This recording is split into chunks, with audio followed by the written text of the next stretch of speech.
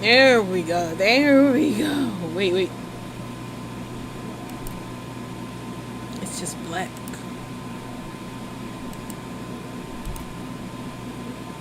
Should be.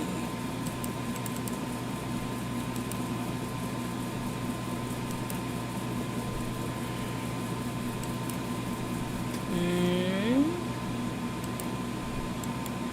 Okay, it's streaming, but it's all black.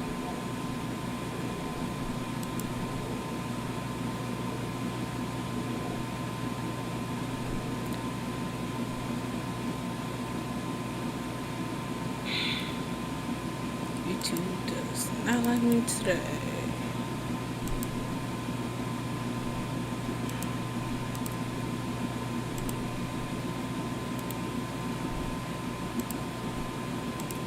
Okay. Now capture the screen. There we go. Sorry, y'all. YouTube is not having it today. Actually, you know what? I'll be right back. Alright.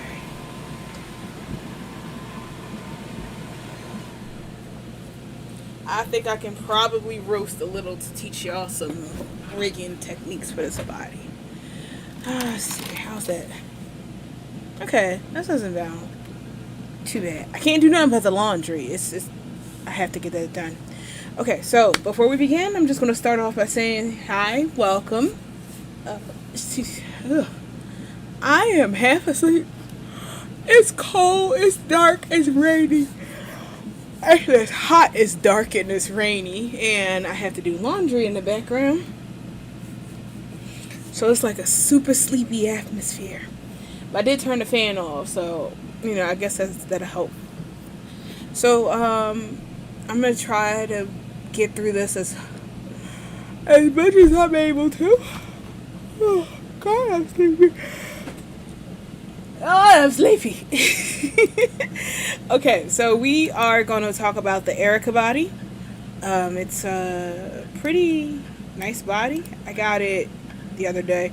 Somebody in the Discord was constantly talking about it and having problems with it. So, I got a copy of it and I decided to try to help out because apparently not just they're not the only ones having problems rigging to it, and so I figure I'll help. So I am technically slacking on berry picking, but yeah, that's 330 some odd parts to process. So I'm taking a small break and I'm gonna teach y'all this because every time I try to focus on extracting those materials, this person just keeps coming up with like, it's broken, somebody help me. And I'm like, someone's calling for help, I must help. So I'm not going to be able to get any work done until I show you how to rig for this body. Sorry about the air and the stuff in the background. That's just the washing machine. I can't do nothing about that. That has to get done. We have a house full of kittens. They like to poop on stuff, and I can't deal with that smell. Okay, so enough life stuff. So we're going to talk about it. So all the stuff that you need is going to be down in the description. I don't know where the description is on live, but in the description it has all the links to the stuff I have, what I'm working with, the dev kit, and what do you call that thing? The dev kit, the plugins, all the stuff you need. So if you are brand new, just trying to do it, just, Asuki, hi, welcome. So if you want to, all the stuff is just there. So when you open it, it will not look like this. This is my other folder. God, I'm everywhere. Talk about not organized. I'm gonna have to deal with that too because I keep yawning. Okay, so when you open up the class materials, it should look like this. It's gonna have the plugins that you need to make this thing go for each blender, because I'm showing you how I do it, and I use the old method of my using Blender 7.2 for transferring the weights and stuff, and then Blender 7.9 for exporting. Now I know you could probably do this in a newer version of Blender, but I like the old one. I saw a video about how to extract animations for Sekiro and Blender. It helped me a lot. Thanks. Oh, glad it could help. Gary's Mod, I've always seen Gary's Mod, but I never used it. My nephew was trying to teach me it, but I was just like, look at my baby using the computer. So I don't know anything about it, unfortunately.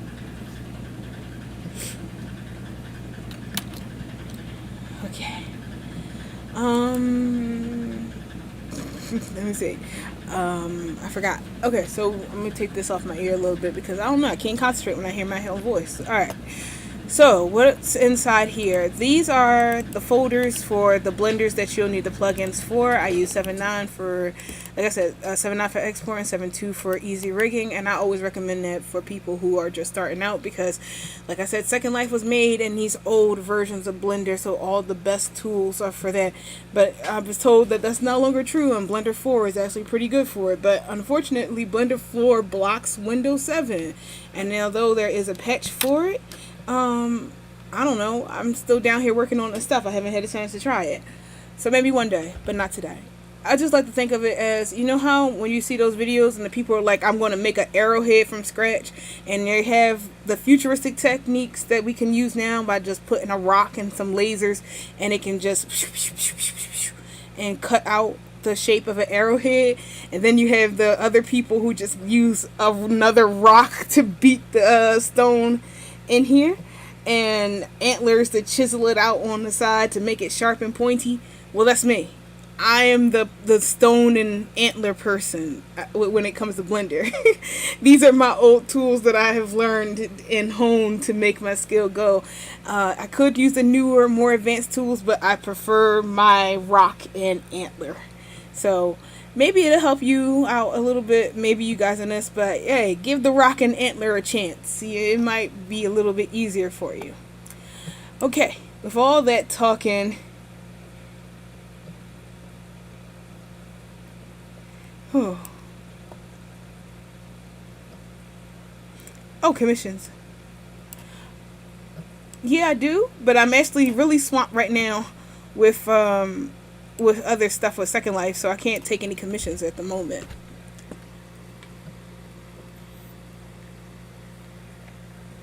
Okay, let's go.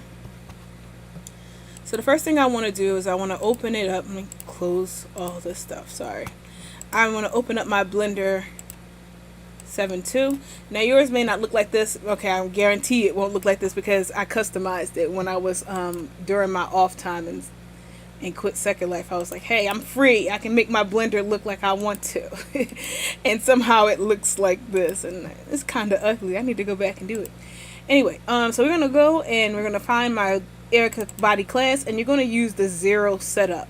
I didn't do one for the petite waist because I didn't use it, but I just did it here, and I'm just going to show you the difference. When you open up the original one, it looks like this. And I don't like that the body and the skeleton are on a single layer down here. I don't like that. I like to have my body on one layer and my skeleton on the other. So I just preset that up so that it just is like this. So that's really the only change that I made. I just moved everything. Like the body is on layer 1 and the bones are underneath it. This helps me out a lot when I'm doing my rigging and stuff like that. So that way the bones don't get in the way when I'm trying to move something around. And then I could just disable them and then just click when I need it. This is a Avastar rig, and they're using the old version of Avastar to do so. So that's why I included inside here. It's a different version than the one that she used in her kit. But, you know, it works. It's my favorite. And so it's in the gray. And that's why it's included. So once you have all that stuff installed and you have your body and the environment, we're just going to select these 2 layers. We are going to export it out, and we are going to make a garment for it real quick. Because, you know, whenever I do a tutorial, I always use Marvelous Designer to make clothes. And that's also inside of the list, inside of the kit thing, if you download that too. So all that stuff is in there, ready for you to get and download. The marketplace link for the Erika body, I posted it in the description. So like I said, I don't know where the description. Let me see.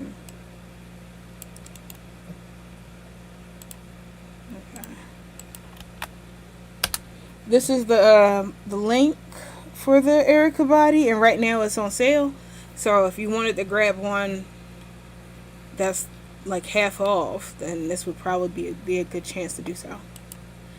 Okay, so one thing that I have noticed about this that kind of gives me concern is that it's a pose body, and Evistar and a pose don't really like each other, but you know it's the future, so it's okay. The real concern is these thick thighs. Now, okay, sorry, I'm putting it on her vagina right there, but it's the thighs that's the problem.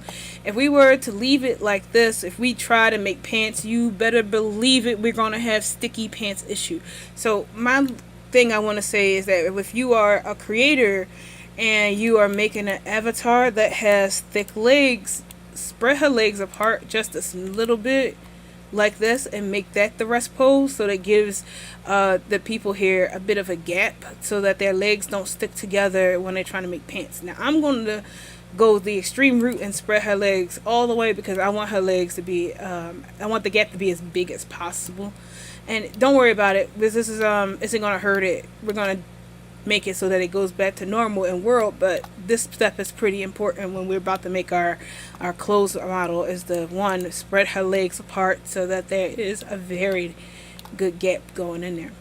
So once we got her legs spread apart, we're going to select the parts that we need, which is her body, and I don't really need her feet, but it's weird having a model without feet, so we're just going to select these two parts, and then I'm going to export it as an OBJ. So we're going to go up to the very top here where it says File, Export, OBJ, and we're going to create a project folder. So I'm just going to go to my desktop and create one here. So create new directory, and we're going to call it Erika's Clothes, so you know which one it is. Select it, and then we're going to go down here to our operator presets, and we're just going to push selection only, making sure that it only exports what we had selected. We don't want to miss that box and then it'll export the entire blend, which is bad. And just so you can save this for later, you want to press this little plus button here, and you want to save this as MD default. That way you don't have to worry about checking any boxes. You can just drag from the moderator the preset options and select it. As you can see, I did this like so many times. So I have the same settings but many times. Okay, so now that we have that done, we're just going to name it up here real quick as, I don't know, MD body, so you know what it is, and then export it out to your desktop. Project folder. So now I'm going to go open up my version of Marvelous Designers.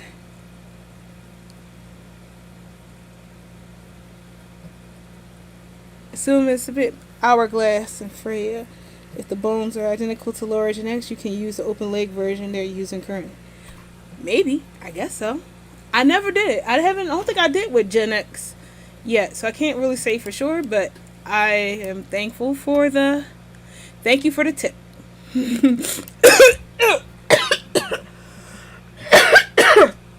Crap. Sorry about that. Okay. So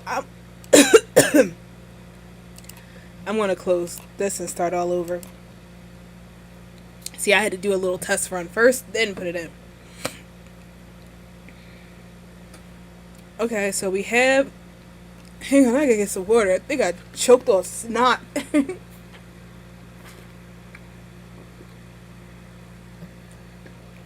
Whew.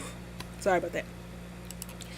Okay, so we are going to create a new, and we're going to import our Erika bottom. So let's just brought up Laura, so I'm trying my best not to say Laura. So let's bring in the Laura body.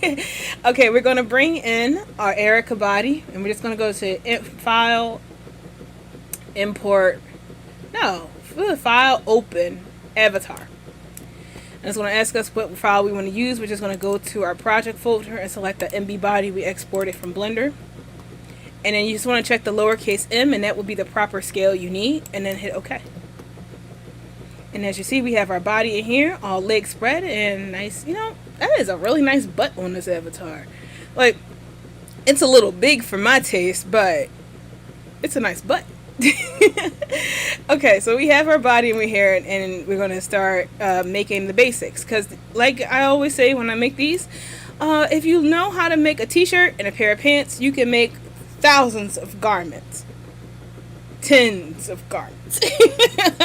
The t-shirt and the pants are like the very basics of Marvelous Designer, and you can just make anything, because basically if you can draw the shape of the clothes that you want, then it works that way. But if you also know how to make sewing patterns, then you know that works for you as well.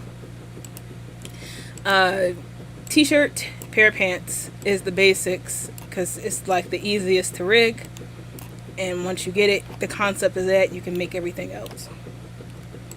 Let me try to say, don't die. Okay, so just run through the controls real quick. So at the very top, sometimes it comes in like this.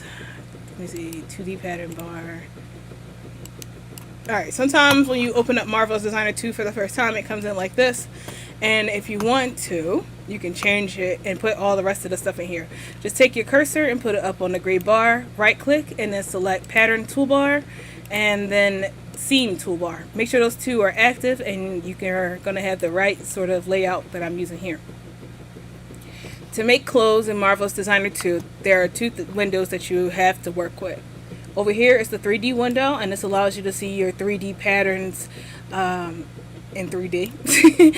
And over here is the 2D or the drafting window, where you create the patterns that will show up over here in the 3D window. To create those tools, you'll need the following things up top. This button right here is the one you're going to be using the most. It's called the Create Polygon tool, and it allows you to create any shape that you wish to create, as long as your dots go back to the first dot, and it will create the pattern. Now, I know we just created over here and it's not showing up over here. Don't worry, we just got to push this button called the sync button, which is like a recycling button, and then you'll see your pattern will show up over here. As long as the sync button is active, whatever changes you make in the 2D window will show up over here in the 3D window. Sorry about the washing machine. Next to it is the Create Rectangle, which will allow you to create easy rectangles, because trying to create rectangles with the Polygon tool is humanly impossible.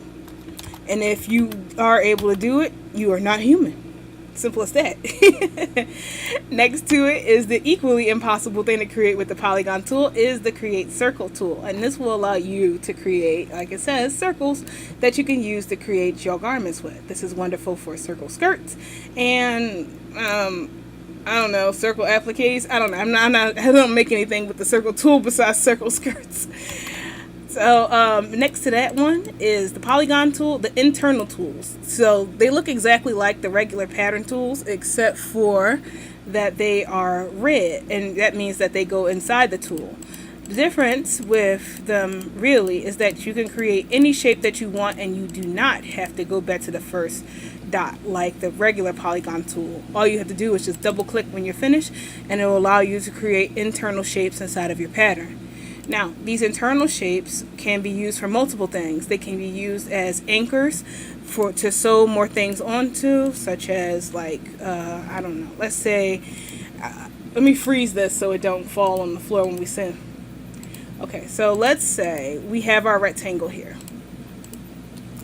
and we want to sew another layer of fabric on top of it. We would take the internal tool, create a line like this.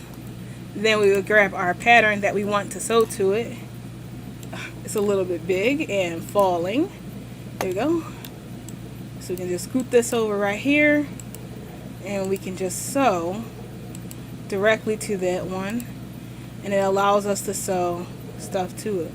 Now, you'll definitely be using this technique a lot, so it's good to practice with those. Same thing. Another thing you can do with them is that you can use them to create custom holes inside your garment. Convert the hole, so make your holes. You can use them and turn them into folds. I should have kept that other square around. You know what? Give me 1 second. I think the washing machine is far enough that I can just pause it real quick before it goes to the loudest setting, which is the spin mode. Actually, Honestly, it was just about to stop anyway. Alright. Dang, that was hot. Super hot. Okay, so yeah, it sounds good. So like I was saying, the internal stuff can be used as folds, as elastic. Let me see. Maybe I can go do an example of that real quick. So create another square. Oh, I thought it was gonna fall. So it up here.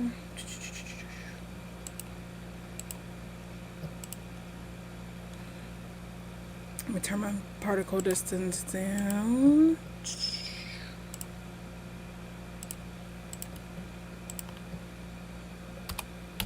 Okay, so alright, so let's see.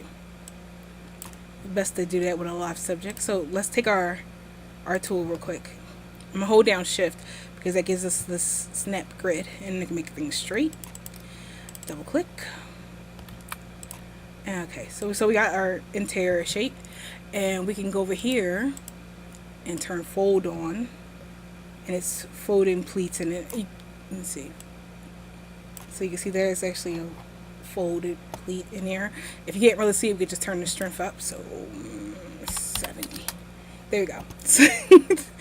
So you see, it can make folds, internal, external, like that.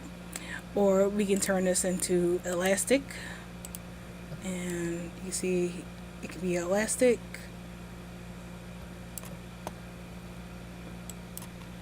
and yeah, that'll help you out with stuff like that.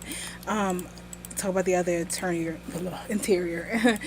internal pattern tools. We have our internal square, which is right here, and then we have the same thing, our internal circle, which is like the most common whole shape that you can use with that. So that's what you need when you're making your circle skirts, but that's another subject for another day.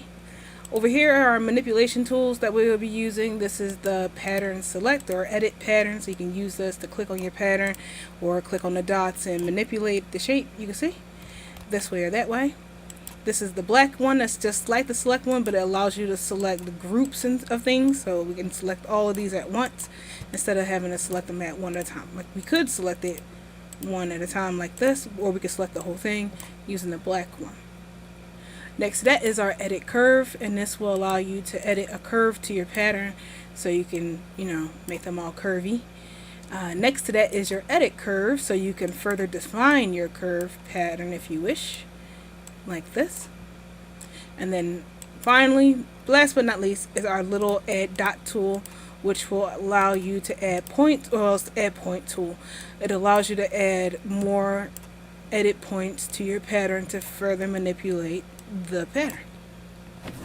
Got it? Cool. Now we can get to the fun stuff, which is the sewing, which you saw me using here. We're mostly going to use the segment sewing, and this is where you're going to actually skip this part. We're going to show you how to use the segment sewing in proper time. So let's just press new and get all this stuff out of here and actually jump into our t-shirt making class. Anybody got any questions, comments, concerns, fires?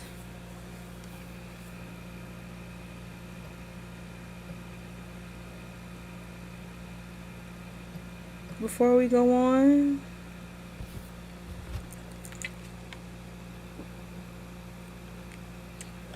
Nope. Okay. So now that we have that done, let's go into the t-shirt thing. Now normally I would, back in the day, would just tell you that all you have to do to make a shirt is to draw out the shape of a t-shirt, and then usually it's like bada bing, there we go, we got ourselves a t-shirt. But that's not the right way to do that. I have learned over time that the best way to do it is kind of sort of the proper way, which is creating a t-shirt that is half bodice, like front bodice piece, back bodice piece, and shoulder parts. This will allow you to save time later on. Like, it takes a little bit longer than just drawing a picture of the t-shirt like we normally would do, but it allows you to further customize it later on. If you want to turn it into a dress, you can just lengthen it, and if you want to change the type of sleeves it is, you can just edit the sleeve patterns rather than have to redraw the entire shape and get a really wonky product. So we don't do that t-shirt part no more. We just make it properly. So here we go. Let us create the t-shirt bodice front parts, back piece. To do this, we need to first realize how long you want the neckline to be, which is usually kind of deep. So we just start right here in the middle where the collarbone is at. And because of the shape of this body, because it's got the dang A pose, we may have to make a two-part. So it's like one dot here, then a little square right here. Then you want to make your next dot right here up on the shoulder. And you want it to be a little bit, actually it's a little far over, so I'm going to start over.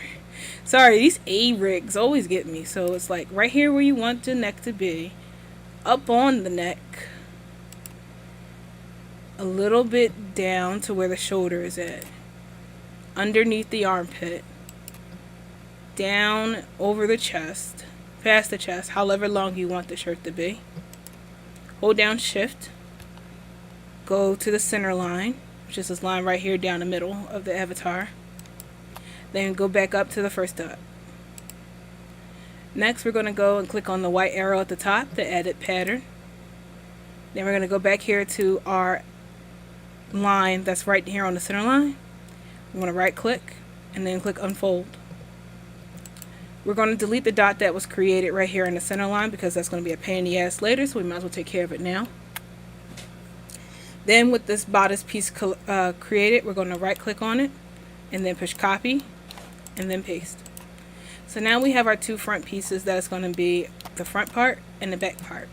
Now if you're a person that gets confused about what piece is which, Marvelous Designer actually has a feature built into it that allows you to name your patterns. Oh, hang on one second. A text message.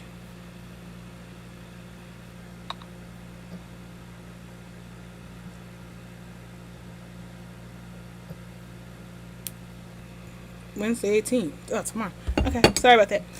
Alright, so like I said, Marvelous Designer has a feature that will allow you to name your pattern so that way you can make sure what part is which. So what you do is that you go over to the tab where it says basic and then you click open info. You select your pattern piece and you want to name it whichever it was. This is front. And then I'm going to click on the other part right here, and this is back. Back, not black. Now, I bet you're wondering, okay, so now I just got to click on these and then look over here at the info and make sure which part is which part. No, we have to right click inside the workspace, and then we want to push the button that says show pattern name, or press shift N on your keyboard. And it will show you what piece is which, so that way you don't lose track. Now one thing I like to do on the back piece is I like to take this dot that was created in the middle and I like to delete it because we don't really need to have such a deep, plunging back line there for a t-shirt. Okay, so now we have our front and back piece done. We are going to press this button right here and allow our stuff to sync. So let's press the sync button and have our patterns done.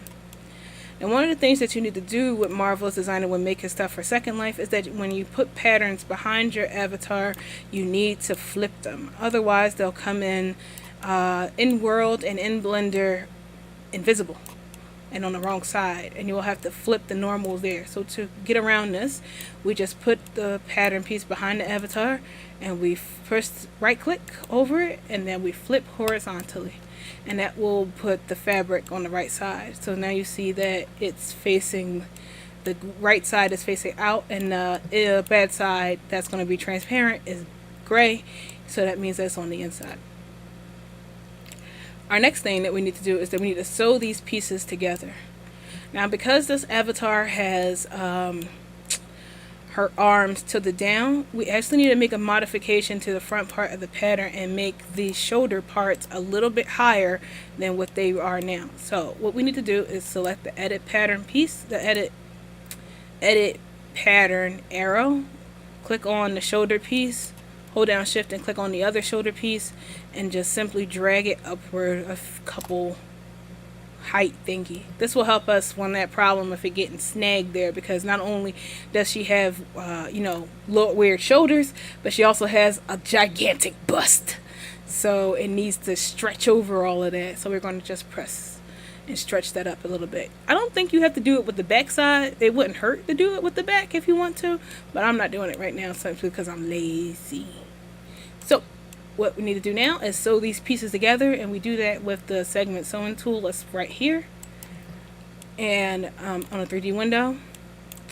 And when we have that selected, we're just going to hold our cursor over the edges of the pattern, and you'll see that a little line comes up. It's like a bar. We're going to click on this, and we're going to tell it where to go. Now you notice that a pair of lines come up when you do so. There's these square lines like this, nice and straight, and then there are cross lines that look like this. Now I can't cross my lines. Well, like that, yeah, like this. You don't want that. You always want to make sure that your lines are straight, because this is what Marvelous Designer relies on to sew things properly. When they're straight like this, it's just telling them to sew this edge and that edge together. When they're crooked like this, it's telling it to pull this edge and that edge together and then twist it up in the middle. And we don't want that. At least not for this. So make sure that your lines are nice and straight like this. If they're crooked like this, you want to press Ctrl Z and then redo it until they're straight. Now if you happen to notice that your lines are crooked and you are too far gone to use Ctrl Z, simply go up to the top bar right next to the segment sewer and click this button that says Edit Seam Lines. Then right click on it. Right click on there you go.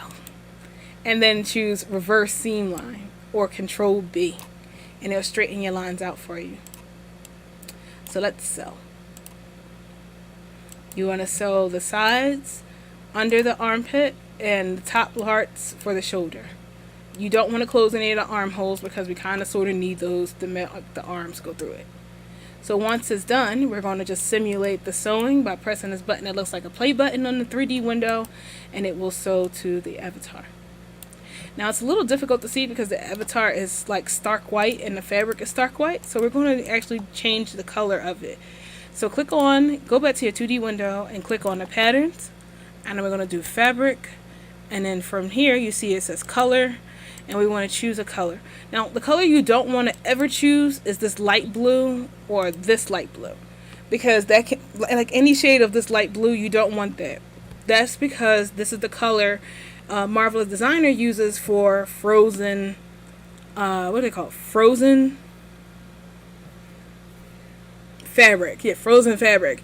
And it can be confusing if you are working in your project and you look there and you see that blue and you're like, oh, it's frozen, and then it's really not. I can't tell you how many times I felt something was frozen and then tried to anchor a big piece of fabric onto it and it just dragged itself onto the floor and off the body. So any other color but those blue, and you should be fine. Now I'm sure you noticed that a couple of things is happening and your nips are clipping through. Now nipples and Marvelous Designer never get along. They just don't. It's not you, it's them. It's clearly them. But we can do something that can help make it so that it's a little less painful. So what you want to do is you want to right click on your avatar and you want to go down to Avatar Properties. And it'll be in basic. So if you had it on fabric, to switch it over to basic. And then you'll see at the bottom there's this thing called skin offset, skin friction, skin kinetic friction. I forgot what skin friction and stuff does. I think that's how the fabric sticks to the avatar. But we really want to focus on the skin avatar offset. And we can increase this number and it will put like a little barrier between the avatar and the fabric to keep stuff like this from happening. So it was on 3 default, so let's try putting it on like 5. And you can see it's a bit further from the body. I'm gonna try pulling on it to see if they go back in. Nope. Back to there. Probably at 6. Nope. Alright, woman, how big are your nips? Alright, 8. There we go. There we go. So we need a bit of an 8 to get there. Alright, so I am noticing that this is quite the funky, neckline. So I'm going to delete this dot that's right here. And then I'm going to use the curve tool to pull it down to make a nicer curve here. And this is where that edit curve tool comes into play. Come on, you. There we go. That's t-shirt. Now, really, the nipples, there you go. Don't really worry too much about it because we can fix that in Blender. It's just that if you're like me and stuff bothers you easily, like I can see her nipples, then you can just fiddle with that. But honestly, it's not a big deal. I am sure getting a lot of text messages today. Now, if you feel the shirt is too loose, all you have to do is grab the edges here and you can widen it out and it can make a wider base for you. Same thing, if you feel like it's too short, you can just pull it down over the body and then you can make a longer shirt. Oh, make sure you grab the back too, because sometimes they'll just get hooked on the butt. And if you get stuck, all you do is pull it out and then you have it.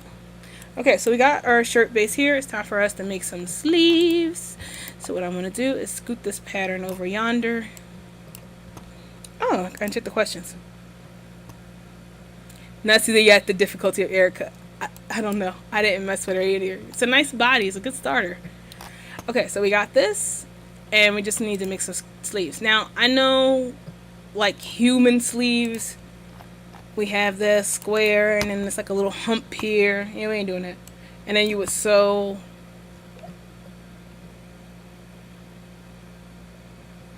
Okay. Sorry. I think it's... wait, no. I know exactly what this is.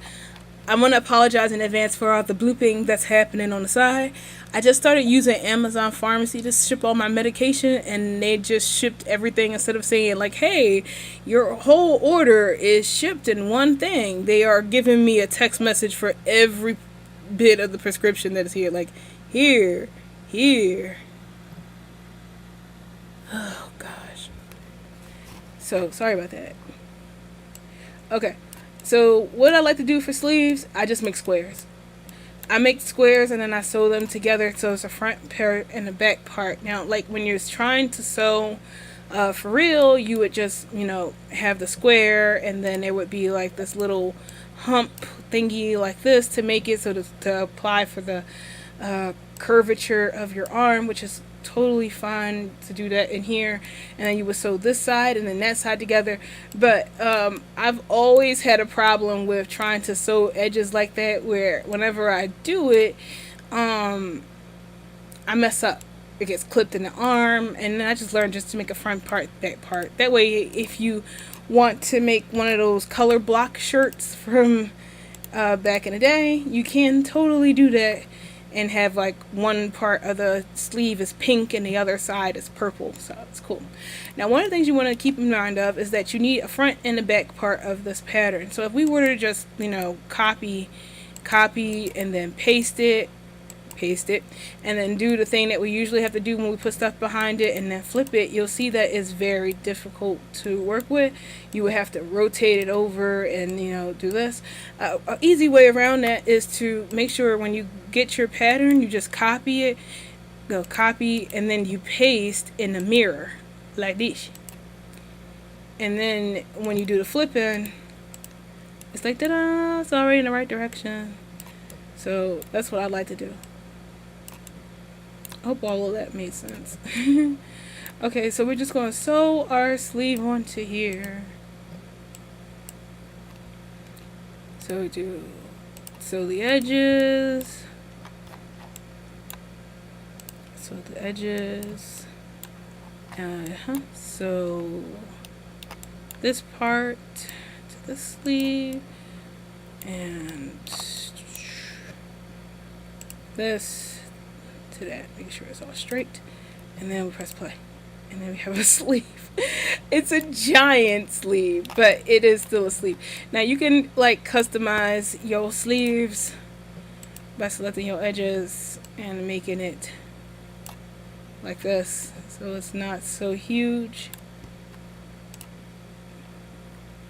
Let me see something I was always curious about, like what happened if I flip this? Is that F with it too over here? Yep. Totes. Damn. Sorry, y'all. I was just curious. Okay. Push play. Make a sleeve happen.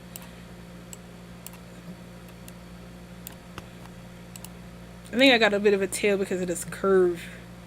Dang curve. What's this part? Okay. So I am going to make it smaller this way. There we go. Tighter sleeve. Though I don't know why it's pulling on it like that. Probably because I made this part so let's make this a little bit longer. It's a bit longer. There we go. Either way, we can just pull on it and make it right. Now, I bet you're wondering, like, okay, so we're going to have to do that with the other side, right? Yeah, no, I'm not doing that. We're going to mirror this in Blender because I'm, again, lazy. Alright, no, fine. We'll do it proper and make it on the other side too. Jeez. And mirror piece.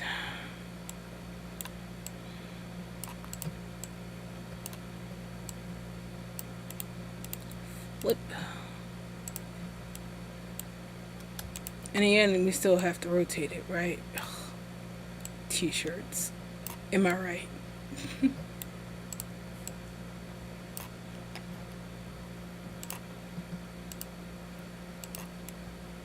We do the same thing over here.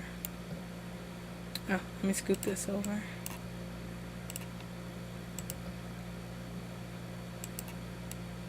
May also help if we rotate the pattern to match this other arm so it's not floating in space behind it.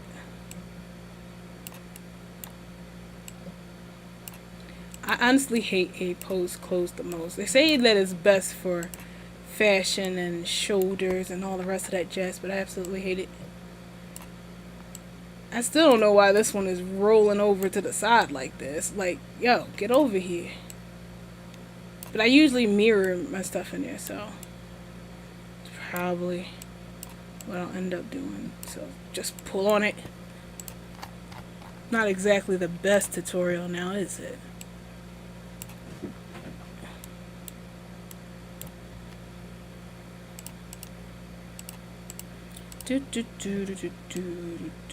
What? Oh, duh. I'm like, what? What tool?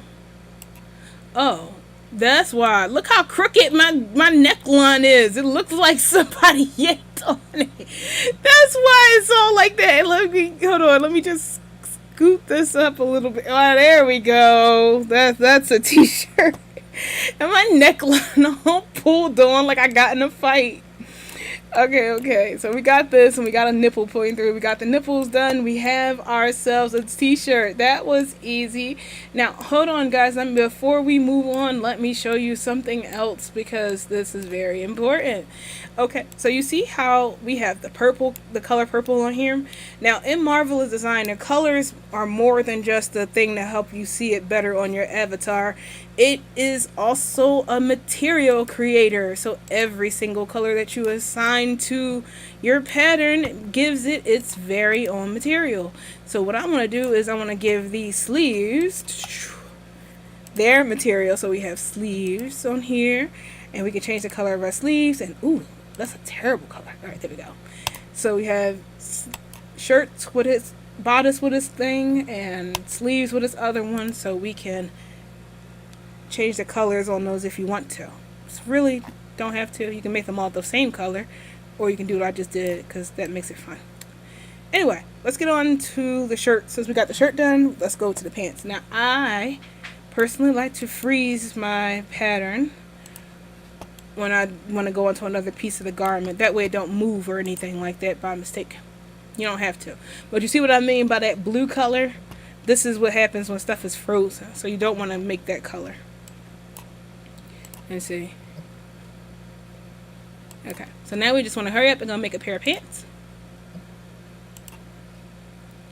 Oh, I'm just making them. I didn't even tell y'all how to make it. Okay, so what we want to do is we want to start on our center line, and we want to start at how high you want your waist to be, which is usually pretty high for me. I like to start up kind of sort of where the belly button would be, and then make my way down.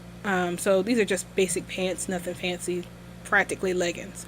So what we want to do is we want to click here, and we're going to hold down shift and go straight down the middle. Next, we want to make a backwards L up against the thigh, and we want to bring it down however long you want the pants to be. I have a bad habit of making capris with these, and I ain't gonna stop now. So as long as you want it. Across the leg for how wide you want the leg to be. Go all the way up to the thigh to meet yourself here. Go up onto your hip, and then go back to the first. And that cat scratching sound is really bothering me because I usually mean they peeing somewhere. Hey! Hey! Nah, I'll look for it later. So just like our shirt, we're going to click on our arrow right here, and then we're going to right click and then unfold. And we want to get rid of the center dot right here because that's just more stuff for us to sew, and we don't got time for that nonsense. So we're going to delete the dot up here too to get that thing nice and straight. Oh, they're not scratching, they're trying to eat. Okay, cool. So we got our front pair of our pants. We're going to right click and copy and then paste and do the same thing. So now we have the back pair of our pants.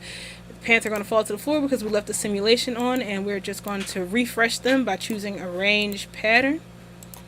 And then just to make sure that it ain't a whole blinding white environment, we're just going to change it from stark white to purple Kazuya pants. If you know, you know. So like we did with the shirt, we're just going to position our pants in front of us like so. And then we're going to do the same thing for the behind. And then we're going to right click on the pants and flip horizontally because it's behind. So now you see the darker shade on the inside means that it's invisible and not on the outside. So fabrics are all ready for us to sew.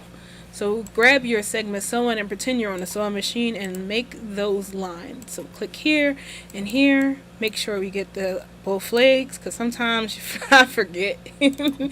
I was like, I'm done, and then the whole outside is done. So we got the outside of the legs, the inside of the legs, and you definitely need the crotch because the last thing you want is crotchless pants. Well, normal circumstances, we don't want a hole in our crotch of our pants. So just get in here, zoom it on over, and put it here, making sure that the lines are nice and straight. Click, and then we just hit simulation. So you don't want to make sure that the fabric is fairly close to the body as much as possible. You don't want it to be all the way back there because this game, this program has air drag, so it's going to try to, let me zoom out to show you what will happen.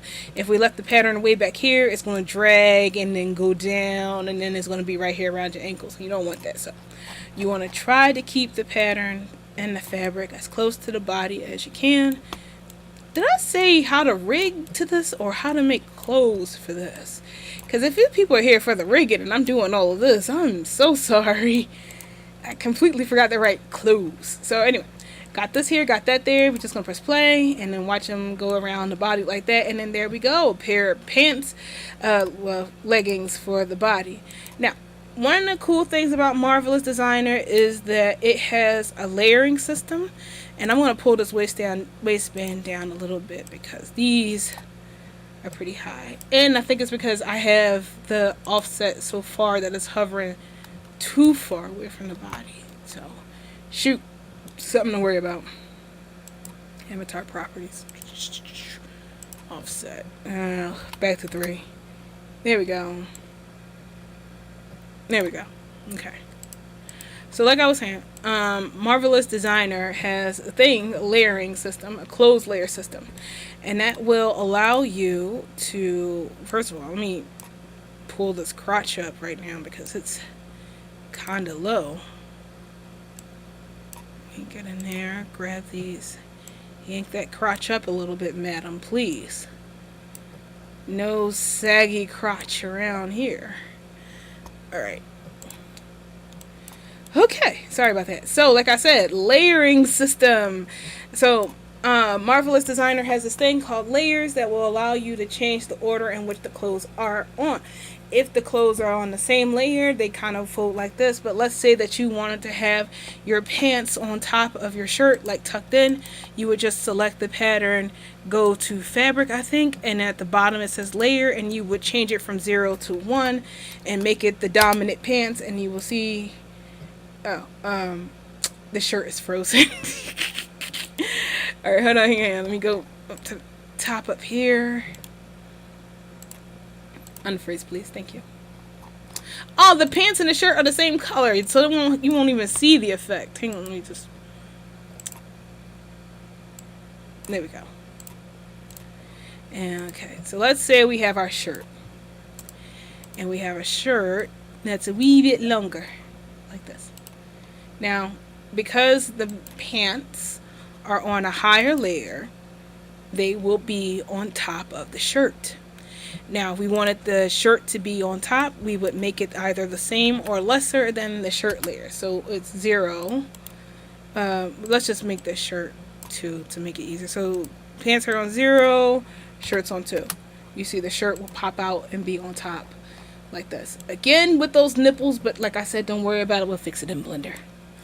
And yeah, that's pretty much it for Marvelous Designer right now. I feel like I'm forgetting something. Oh, yes. Particle distance. Very important, you guys.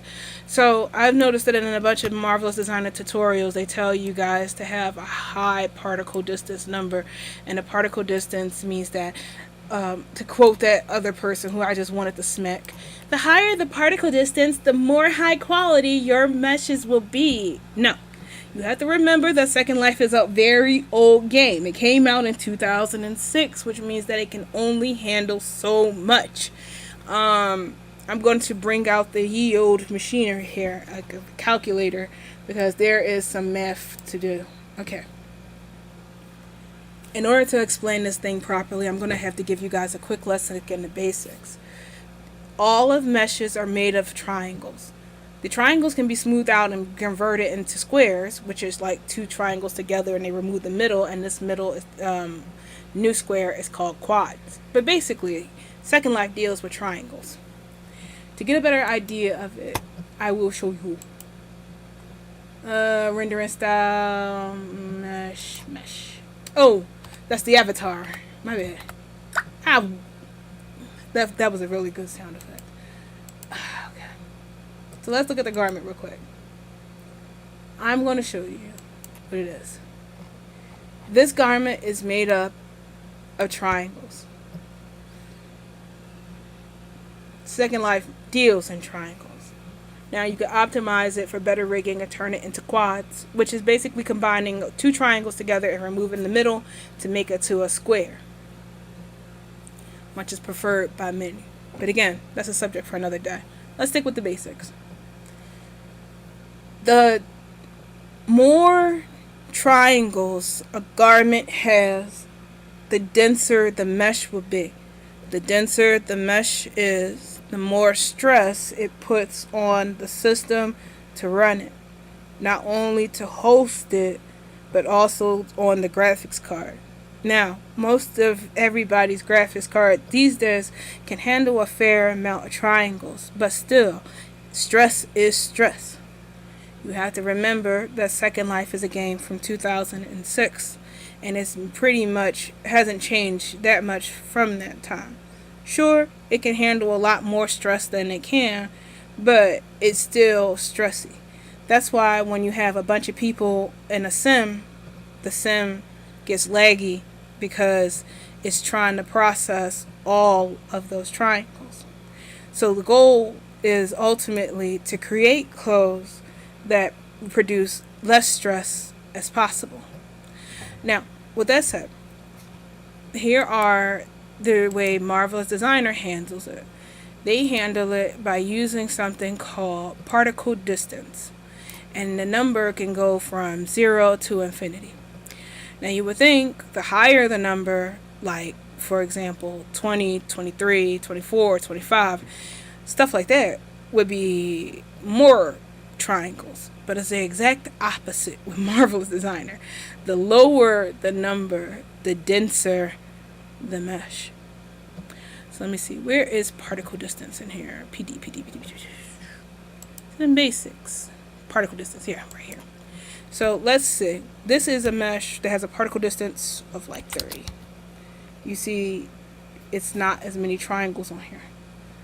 Now, this is a mesh that has like a particle distance of 10. Super dense. So you'll have to use your best judgment on this.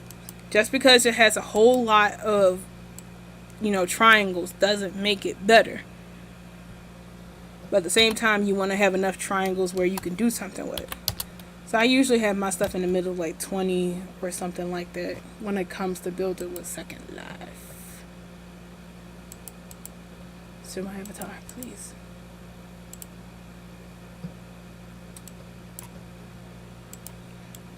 You know what? This is actually appropriate. Like, this is like typical Second Life clothes though.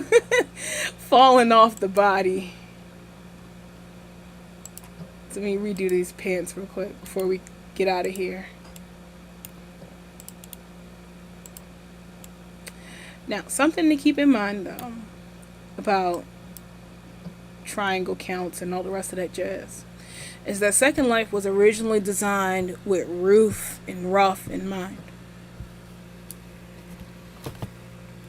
Break out the EO calculator. So, roof and rough are 9,000 triangles.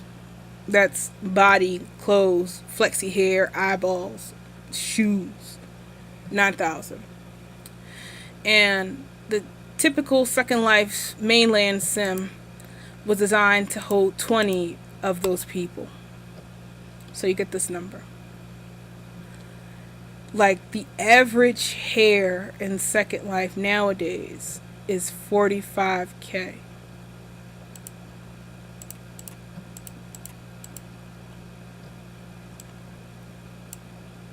So that's 45,000 divided by 9,000. So hair alone is like 5 standard Second Life people, well, design people, heavy. So that's just the hair. The bodies can be 100. Okay, like, what's that? Is it? Oh god, I forgot the numbers. 1, 2, 100,000, that much. So this is about. That still don't look right. That's 12. There you go. That's right. Sorry, numbers always give me a problem.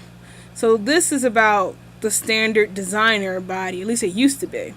So you divide that by the 9K. That is a standard Second Life default avatar.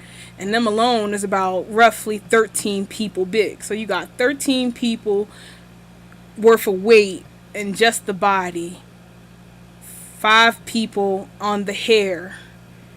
And you're almost about what Second Life was designed for, the full sim worth of weight. So that's why I would say it's important to watch how thick your clothes are, because just you walking around is a 2007 full sim of standard avatars. And that's what caused stuff to lag. So you want to keep that in mind when you're making your clothes. Like, yeah, you want to have polygons, but you got to just kind of counter it the best. That's why people always go on like, oh, I hate Marvelous Designer stuff because it's so thick. That's what they're talking about. Alright, now that I have like the math out of here and the stuttering and the brain and all the rest of the jazz, let's export this stuff and get it into Blender so we can do the rigging. Because, woo, the rigging. Damn, it's almost been an hour. Woo, and y'all still here? I'm sorry. Okay. There's so much for a quick tutorial. Y'all want to take a quick break real quick? Go to the bathroom, get some water, all that jazz while I export this out. Alright, so I'm going to go export this out and we're going to take a quick break. So select all of your stuff. It's already selected. You just go to File and then Export and then OBJ And then we go to our project folder, which is named what? Yeah, Erika's clothes. Okay, Erika's clothes, and we're just gonna name it Toot Outfit, for the toots. And then press the little M for scaling, and we want to have unified UVs and remove collapsed triangles. And we hit uncheck the avatar shape because we don't need it. We just need cloth shape checked, and hit OK. Now, if you want to save your stuff so you can come back and work on it later, you want to make sure that you save it as a project file. You don't want to mess up and try to save it as a garment file. We learned that the hard way. So you want to go to File, Save As Project, Erika's Clothes, and then it's just touch one, and then save it. And then you can come back and make modifications on this and, make it any way you want to. That's done with Marvelous Designer for now, so I'm just going to close it and chill. I'm sorry. I'll get a little messy. Alright, so give me 1 second. I'm going to take a quick break. My water container is mostly empty and I am super high. So 1 second. We're going to take a really short break and we'll be right back. And then we're going to be here and start with our actual rigging. So be right back.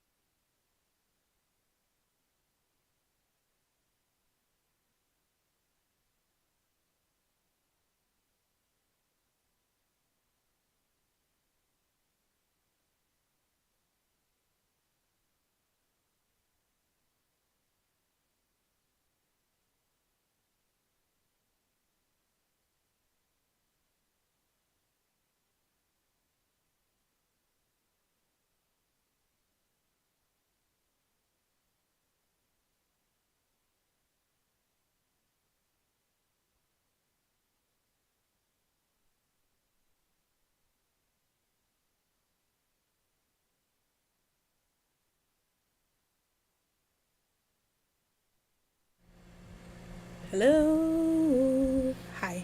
Okay. Woo. I totally need water. Okay. Whew. Now, let's get back to Blender. Thank you. Thank you. You guys got your water ready to get back into Blender? Okay. I love your name. User not found. File not found. That's funny. Alright, so we are now going to go back into our Blender, and I'm here in Blender 7.2. So what I'm going to do is I want to select one of the layers down here, which is these little square boxes here, and I'm going to import our garment. So just go File, Import OBJ, and then Toot Outfit. So you see we have our body here, and these colors stay with it. These are going to be our material colors. So as you can see, if we were to go and do separate by material, you guys will see that these are all their own material. I'm gonna put it back because I kind of need them to be one so I can rig it. Now what I need to do is turn on the display key so you guys can see what I'm pushing. Okay. So we're going to do something weird. We're going to start by rigging the pants. Now, if you remember, in the beginning of our tutorial, I separated the legs apart so that we can get a better fit on here for rigging. But by doing so, we changed the shape of the body, and if we were to import them in as is like this, the legs would be outside of the pants. The pants legs would be outside of the legs, and we don't want that. So what I am going to do is I'm going to select these two layers right here by holding down shift. The first layer with the body, hold down shift and select the second layer with the bones. Then I'm going to press A, and then I'm going to press shift D to make a duplicate of it. Now you can press G or move it around and see if you have an actual body, because we're going to need a duplicate of the skeleton and the body. So once we have those done, we're just going to press M on your keyboard and then press 3 and move it to layer 3. So now we have a duplicate body and layers over here, and this is what I'm going to use. I'm going to click on the body just to make sure that I have it selected, and I'm going to press A to deselect everything, then A one more time to join it. This makes it a lot easier.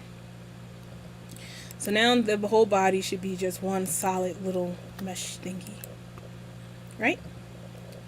Now we're going to hold down shift and we're going to select the second layer with our clothes on there.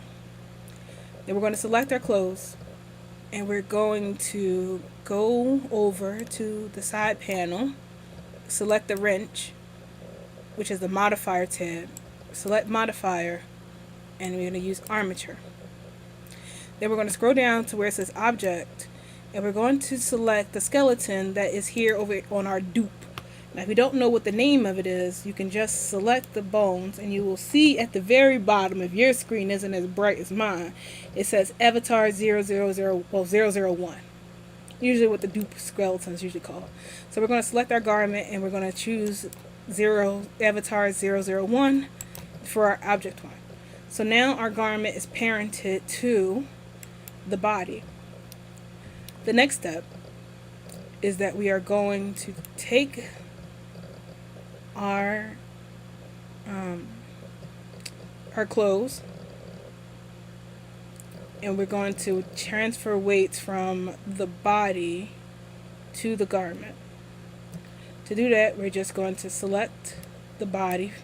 You always want to select the body first. It's very important to do this, otherwise you're going to do it in reverse and transfer weights the wrong way. So like I was saying, we want to select the body first. Always source first, then target. So body, and it's going to glow orange. Hold down shift, select the garment. Go down to the bottom of your page where it says object mode and switch it to weight paint mode. Then from weight paint mode, we're going to scroll down and we're going to press this button that says transfer weights. Oh no, what happened? The legs moved. Damn it. That is completely my fault. So what we need to do to fix this is we want to go back a few steps, right?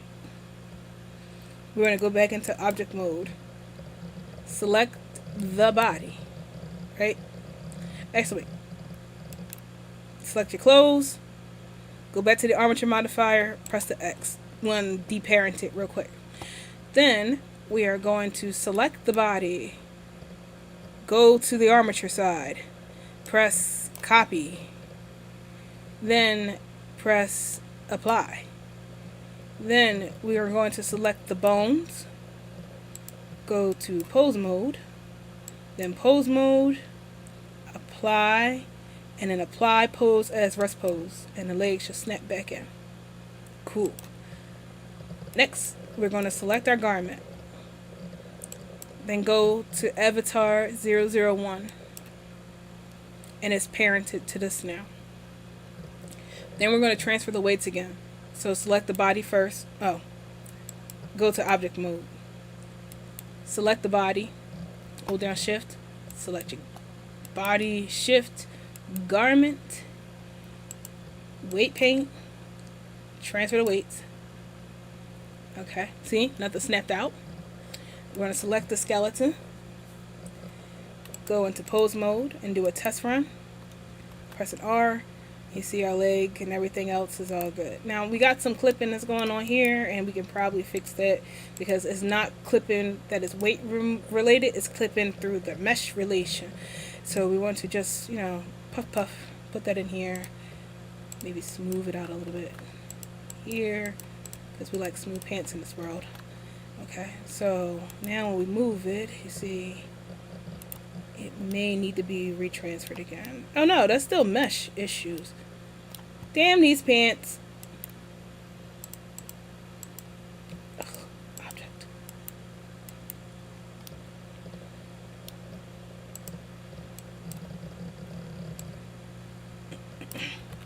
If you find that your pants are being a pain in the ass and you do not feel like it, you can just go ahead and just, summarize. You know what? F this game. It's totally doing this because when I did it in practice and every time when nobody's watching this, perfect. Every single time. No issues whatsoever. Now that I'm doing this to show people how to do it, that's when this wants to be a problem. And when did that butt cheek fall out? Madam, please. Oh, Dios mío. There, we in there. Legs, stuff. It's clipping a bit in here. Was that smooth or push out? Ugh, you know what?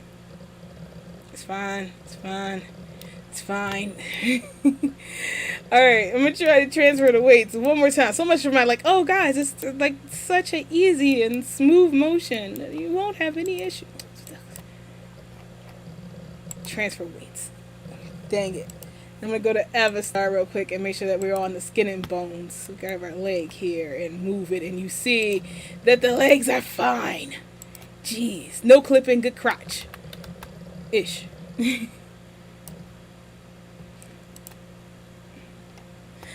Okay, so we got it all in here. Legs, good. Back, good. Check up there on the arms. Also good. Alright, geez. So everything is okie dokie artichoke. We ready to move on to the next spot. Actually, we can't because I completely forgot two things. One, this woman's nipples are still sticking out and we need to go fix that in Blender like I said. So whenever you got that, we can just go to tools and then go inflate and then just there. See? Instantly done. None of that stuff. And all these hard wrinkles in here, I like to smooth those out too. Alright, well maybe those wrinkles are there to stay because I should have smoothed that out in Marvelous Designer. Ain't nothing wrong with some sculpted wrinkles in there, but there is a problem with hard, E1s. I hate those. That's just a creator preference, and I effed this up. Yay, now she's pregnant. Okay, so, yeah, I don't know why this tutorial is going the way it is, but this is all planned and made for your enjoyment. I'm totally not messing up on on here. And the shoulders, they're so pointy. Goodness gracious. This tutorial. Oh, if you ever find that you try to use what's that word? Let's say you try to use a sculpted tool on your garment and when you do so it splits apart. These are caused by doubles. So we want to remove those doubles. So in Blender, just go to tab with it selected and then press W and then say remove doubles. And now when we try to smooth it, you see it doesn't come apart. It goes into their shoulders, but it doesn't come apart. There. That's better. No more harsh shoulders. Jeez. Jeez. Alright. Calm down. Find your center. And go. Okay. Now, I completely skipped a step, and that was explaining to you exactly what weight painting is. Because I know that some people have a problem with weight painting, and that's due to a misunderstanding of what it is. So let me run through that again, and then we'll just pretend like I told you like it was supposed to. Okay, so weight painting in Blender is a visualization of what is called bone heat or bone data onto a garment. Okay, let me try to start this over. I totally broke. My brain totally shut off like beep as soon as I started talking about what weight painting is. Okay. Whew. Weight painting is the visualization of a thing inside of Blender called bone heat. It is also a visualization of the control that the bone groups or vertex groups have over the garment. The way they are visualized or shown inside of Blender is by a series of colors. The colors range from red and blue. Blue being no control, and red being blue all no control, cold, 0% input, or red, which is complete control, or 1, all the input.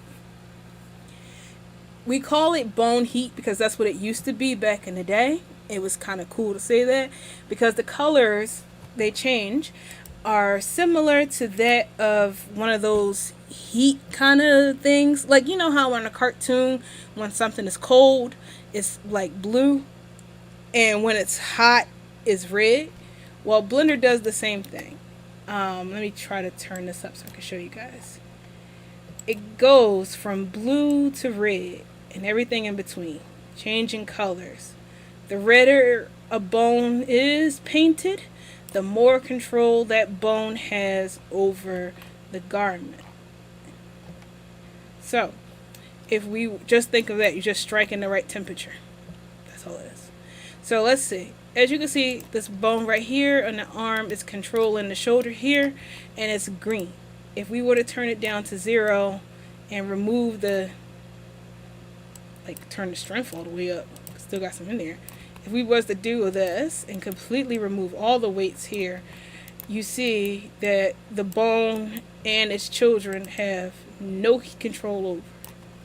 But if we turn the heat up just a little bit and make it hotter, you see it has control over the garment and will make the garment move when it moves. So when we do the process here of weight transfer, we're taking the weights that were already painted onto the body and projecting them onto the garment. Now, every single Blender has this ability, but after Blender 7.2, they made it more complicated and broken.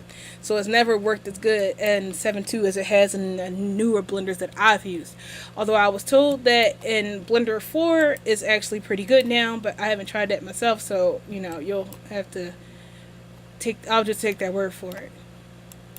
So now you see, we do this, and now we have that, saving you some time. So if something doesn't look right, it's just a matter of adjusting the temperature between the bone's command to make it work. And hang on, I'm going crazy because there's some ants on my leg. Okay, there we go. So now we have our body, our garment, it's weighted. It's time to put our legs back.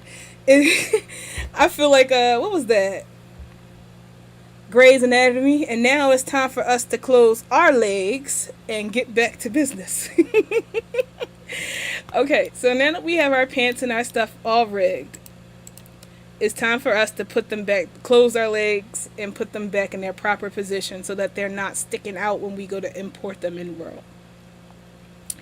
So what we do next is we go back to our first layer, hold down Shift, and select our bones. We want to select the bones and go into pose mode. And we want to go to Avastar tab and then make sure that's in skinning mode. So the bone should be blue and red, or purple, definitely not green. We want to press A and select everything. Then we're going to press Alt R and put the legs back in their default position. With the legs closed like this, we're going to hold down Shift and we are going to select our garment and the layer with the dupe and the skeleton. This may be a little confusing, so you can actually hold down Shift again and select the bottom layer with the bones, the proper bones. We just need the legs lined up right. So we're going to select our skeleton that has our dupe skeleton, and we're going to press R, and we're going to move the legs so that it's fitting back onto the body like this. Somehow I messed it up still. So I'm going to have to move this a bit. Close enough. There we go. Oh, that leg is totally exposed. So you want to make sure that your pants are actually on your body here. So let's rotate this a little bit.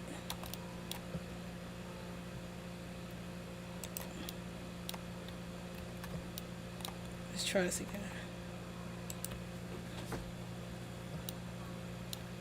Yeah, it's a little forward. There we go. Alright, so our pants are on. Our legs are back in the right position. I'm going to click on our garment. And we're going to push copy, go to the back to the modifier, the wrench, press copy, apply, select the bones, go into pose, and apply the rest position again. Let's just snap it back into place.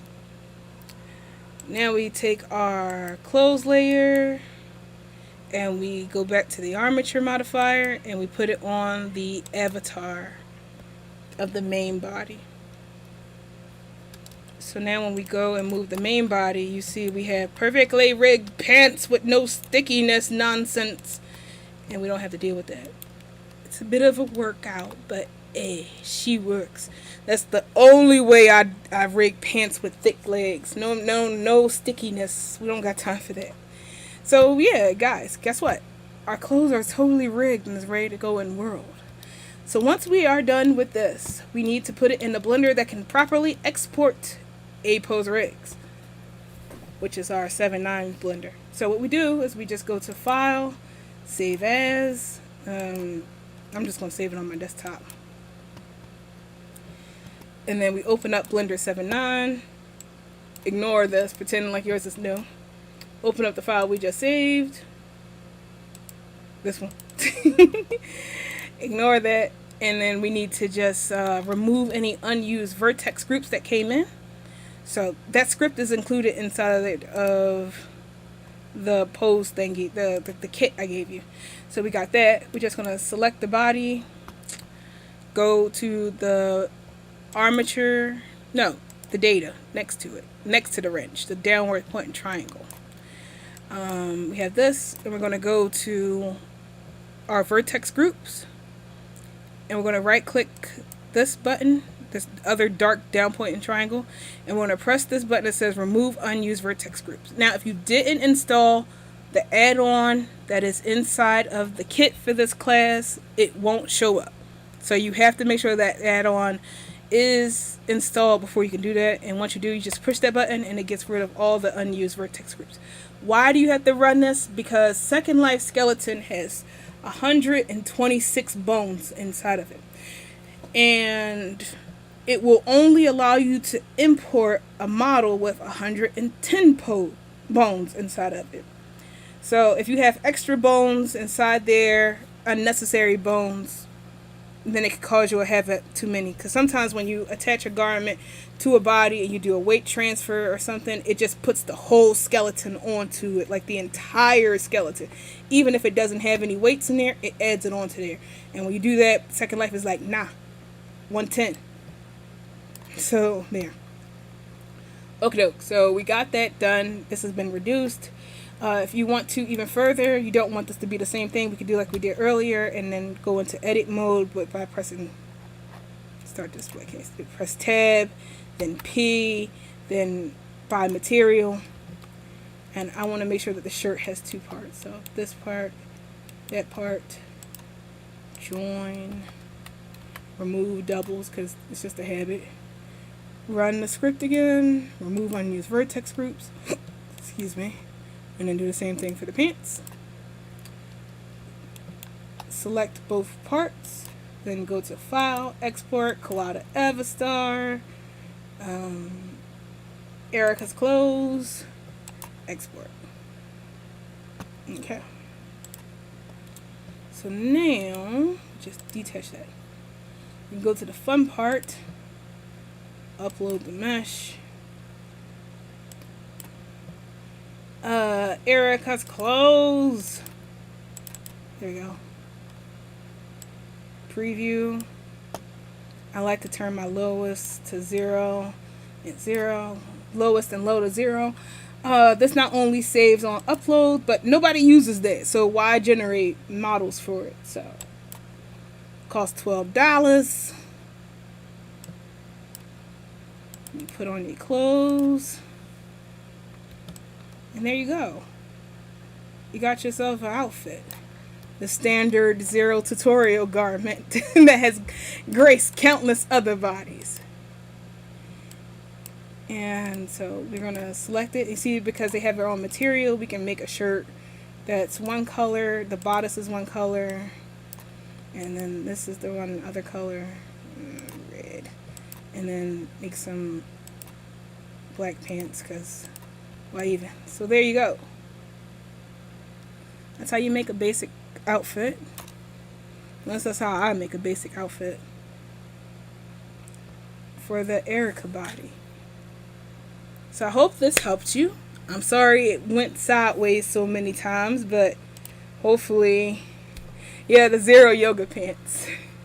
Wait, I don't know if this is the one I used to have yoga. No, I used to have yoga outfits for yoga animations for that. Oh yeah, sorry, Ro.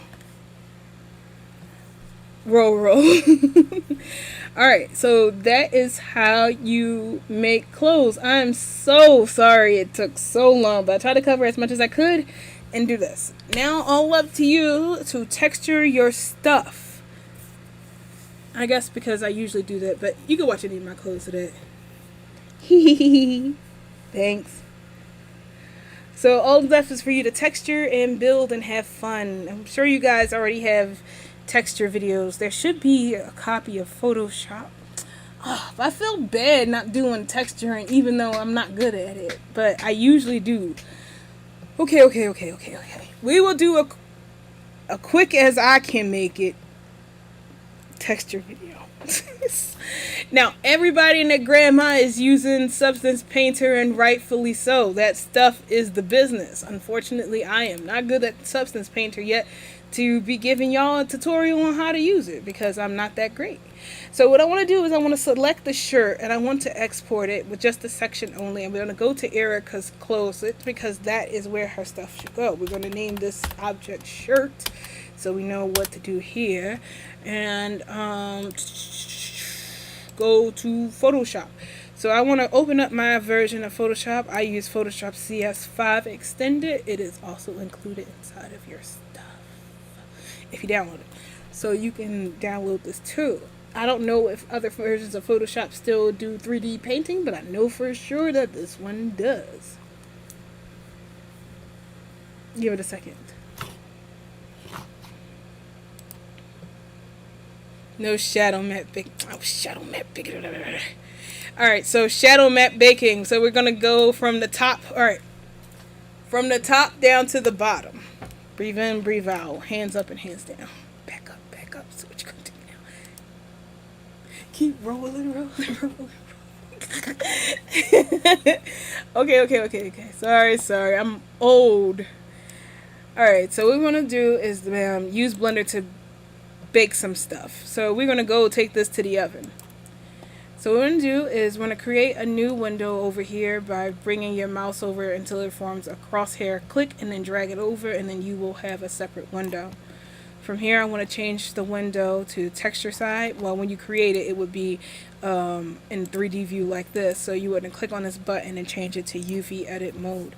Select the t-shirt that we are going to use and then go into edit mode, which will bring up the texture of the t-shirt. Now this thing is unwrapped already, and that is because it is using the 2D window pattern that we made in Marvelous Designer as the UV layout for the garment, which will save you tons of time for not having to do any of the UV mapping, because God, everybody hates making seams. So at this time you can choose whether or not you want to change this and make it bigger for your stuff, or you can leave it as is. But remember that if you have already exported this out and put it into Second Life, then if you change it in here by changing this around just like this, the texture you create out here will not match what you have in the world. So it's always good to adjust and create your UV maps first, then export it out for wearing inside of Second Life. Now I got a little bit of money, so that means I can possibly export this again and not break the bank. So what I like to do is sometimes press this button here inside of my UV window, which should be like UVs, and it's just like Peck Islands. Go Control P, and it usually stretches this out to the best as it can, which isn't always the best, but let's see. Let's press S. And you know what? It's good. I don't feel like it. It's hot. I want this tutorial to end.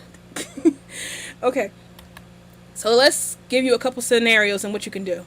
let's say you are trying to make clothes like a template for people and you don't really feel like giving them out of making a texture for it. What you can do is that you can export the UV map for them in a kind of a grid thing. I'm sure you've seen it. It's like when you get a texture and it's just like this. So to do that, you would just click on your garment over here, then go into edit mode. Yeah, edit mode, and then you would go to UVs, and then you would press this button that says export UV layout. So I'm going to go over here to my desktop, and I want to save it inside of Laura's clothes, and I just want to call this one UV map for peeps, and then go here. So now when we go and look at this, this will show you the UV map, and you can give this out and let people draw onto it like that if they're not keen on 3D painting, which we are.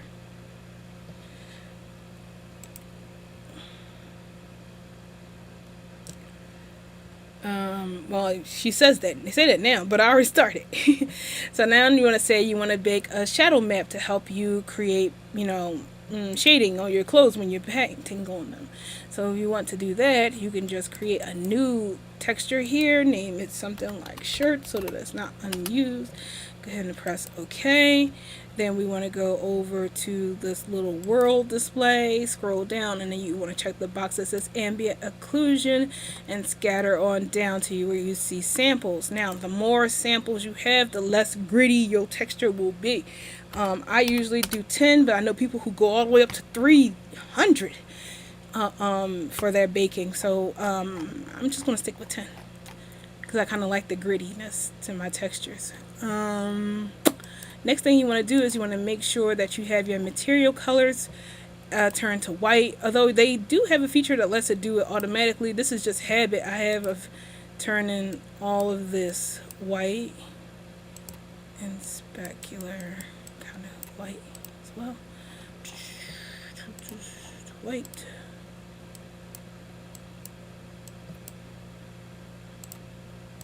I'm not sure about the spec. Okay. So we have this, we have that. We go over here to the camera, scroll down to the bottom where it says bake, and then we are going to push bake. Give it a second. My computer does not like baking and streaming. So we have this. Now we have our shadow map. If you want to see what that looks like, go to shading and then texture here, and then you will see that that is what the shading is going to be like. And it is black right there because I have a gigantic fold across my stomach. So it's doing that. Now, if you had left the colors onto there, which is also cool if you don't want to just really put any texture on there, you just want to make it into like a color thing, we can go ahead and try baking. And when,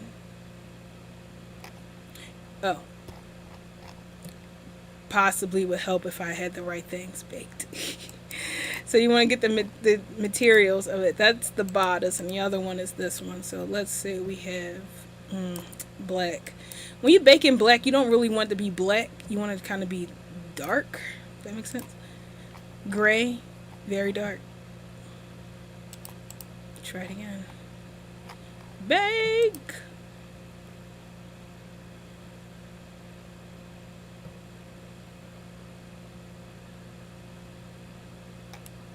Yeah. So I don't really, I'm trying to find a good black because I want black with shadows in it. So that would be about gray. Now bake one more time, please.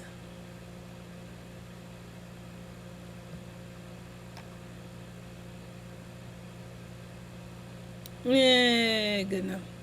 So that's what you would do. Now, if you don't want to have to change your colors and you want it black and white, I believe normalize will bake it white regardless of what the color is.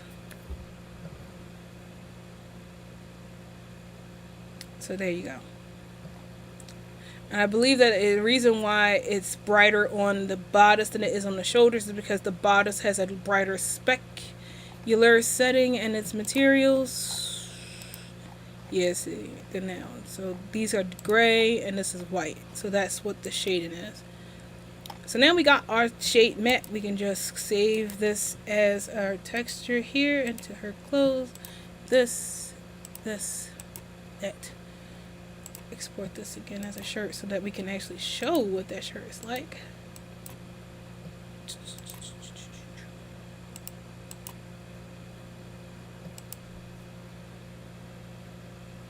Yeah, share it if you want to. Okay, that's the whole point of this.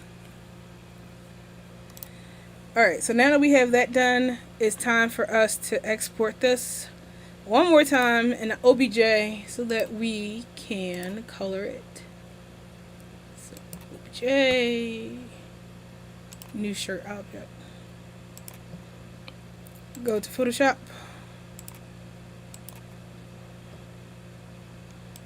And shirt.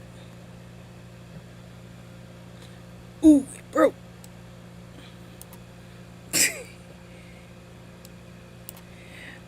Okay, so we have our shirt, and then you just have to use the 3D tools at the bottom here.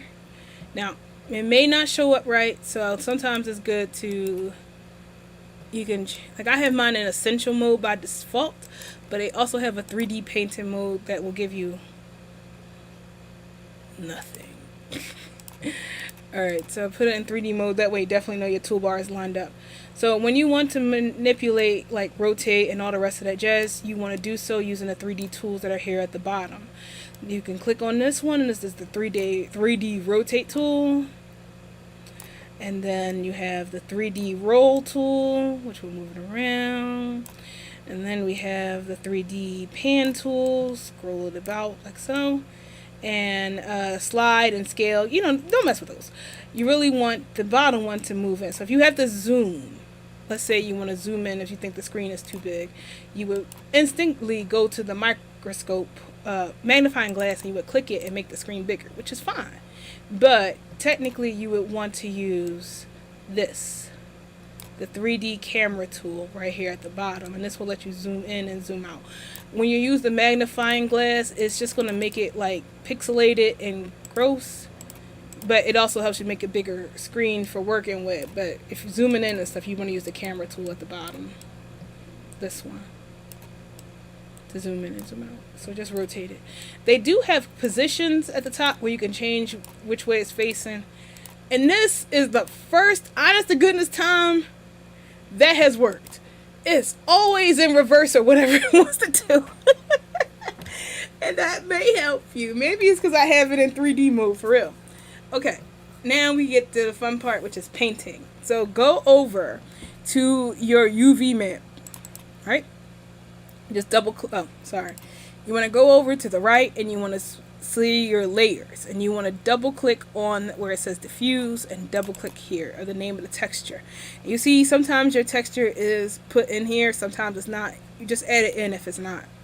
And then we want to create a layer on top of it so that we're not painting directly onto the texture, messing it up. We want to put like our clear coat on top and then paint on top of this. And one of the other things that we have to do is we have to make this texture bigger, because if we were to leave it like this at this natural size, for some reason Photoshop doesn't like this and considers it small. So when you go to paint on it, let's say we got this, let me just find a regular old dot. It may come out, let's not paint white on the white shirt. Jeez, tutorial, please. Sometimes it may come out a little bit chunky. Now it's like this because I think it's just the brush I have, but I found that if you go to map, delete that, let's get out of here. So we go to our image size, image, it has been so long, image size, and we make it really big, like 40, 48, I think is it? 40, 48, 40, 48. And then we go back to our object.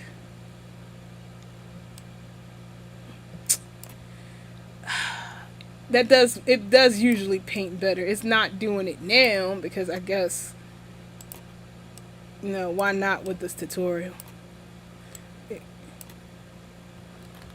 Oh gosh, God knows what an Instagram crap I got going on. Anyway, you can paint on a shirt and have smooth lines. If you find that your lines are kind of looking like it's got the pencil mark and it's well pixelated, make your texture bigger. is what I would say. Now, if you want to be snazzy and put words on here, you can do that too. All you have to do is just go to your text thing, find words that you like. Oh, well, whip out the text block to where you want it to be. Choose your color, black, and write some words. Make sure that the words fit inside the box.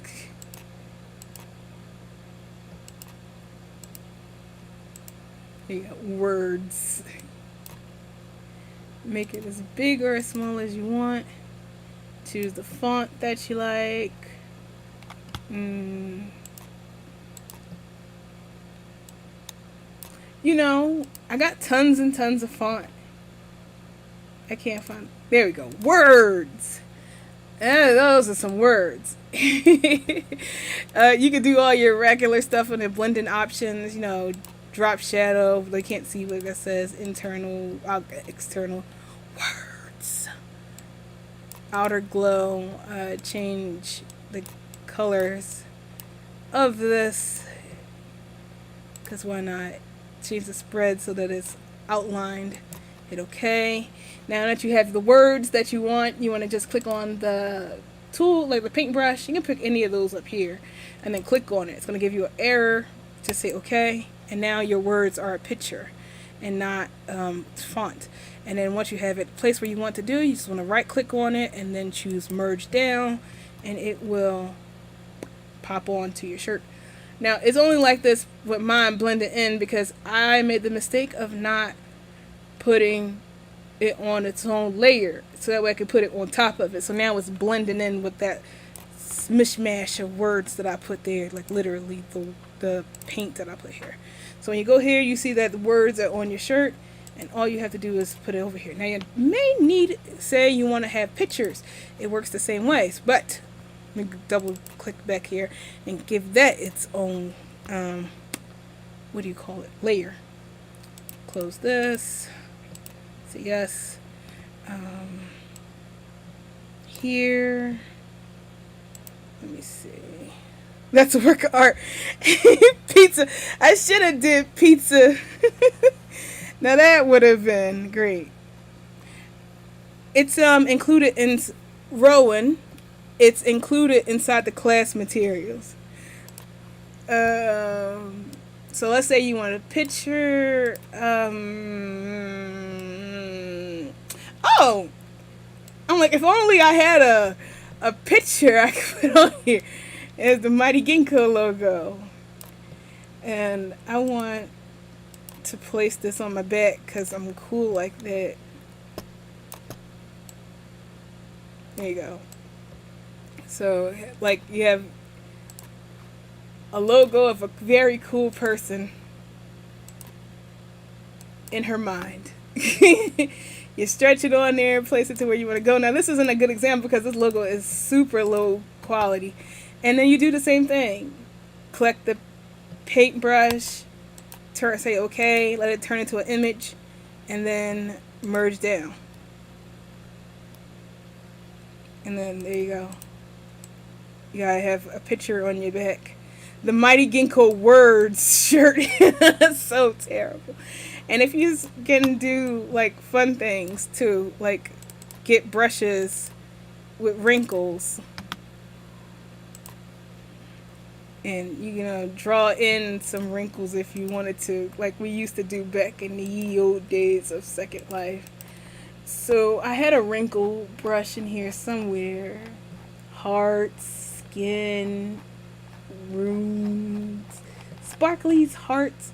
Where are my wrinkles? Wait, stitches, lace. I don't think I installed my wrinkles back in here.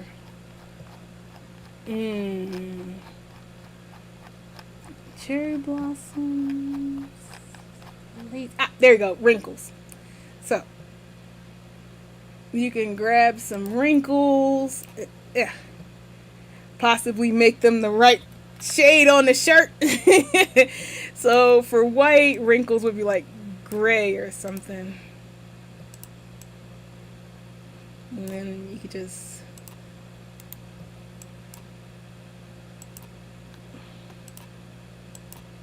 slap on some wrinkles. I had like a really good back wrinkler, because back in the old days of Second Life, the more wrinkles you had on your clothes, the more realistic your clothes were. So I had this like brush here that's just like a whole, there you go, back wrinkles like that. And then you can put that on the front too, I think. Yeah. Nah, it's too wrinkly. Wait, there was a boob wrinkle shirt, like dip. It's like that. And then I would go over here to make it multiply. And then we go back and it's just supposed to work out like this. So that's how we used to do wrinkles back in the day. And if you had that, you were like, oh, look at how wrinkly my clothes are. See? Like that. That's what we used to do. Okay, so now you got your shirt and you're ready to go.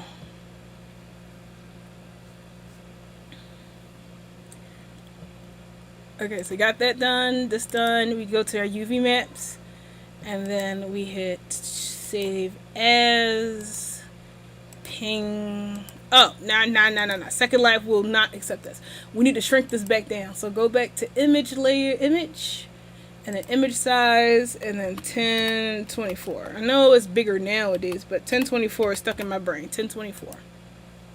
Look how tiny it is now. Alright, so it's down. We save it, and Erika, I'm putting it on my desktop. I don't know where the F that folder is at. So 61. There we go. Okay, so now we got this, we got that. Let me take off this. Take off. Oh god. Ready? I'm like, it's been so long since I've been on Second Life, I forgot how to take off my clothes. So I'm just gonna upload this mesh stuff first then.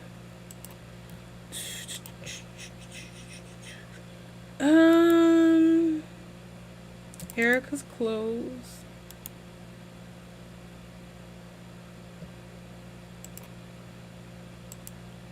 I guess this is it.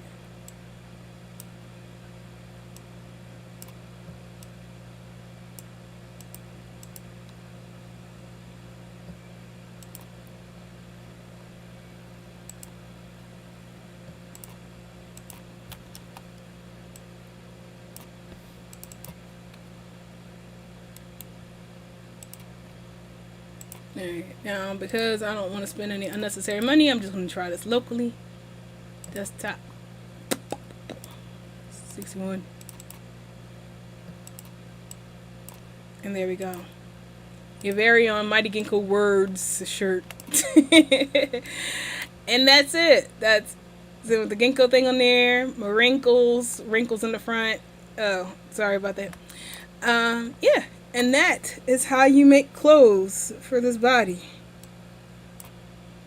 I hope that helped you out. I hope that you guys will be able to make lots of clothes, because this creator seems to really care about people, and I appreciate when creators do that. So this is my way of helping those in that community, you know, do the thing. If you are in my Discord, I have in the download section, I bought that body right now. Yeah, it's a good body, and it's got a lot of features, and that's what made me, because I was like doing the Sphinx stare at it. And I was like, I'm going to wreck this company. How dare... Oh. This is what I like. So, yeah, it's a great body. And it has a lot of features. And the creator seems to care. And that's what I like to see, is when creators care about their communities and try to give them a whole bunch of stuff to help them all start out. And that seems to be what they're doing. So... I hope this helps out that community. and you guys can work with it, because the body is fairly easy to break with, as you saw. It was only an hour or something. That's because I was slowing down to explain stuff. Ooh, what did I open up? Des. Hang on.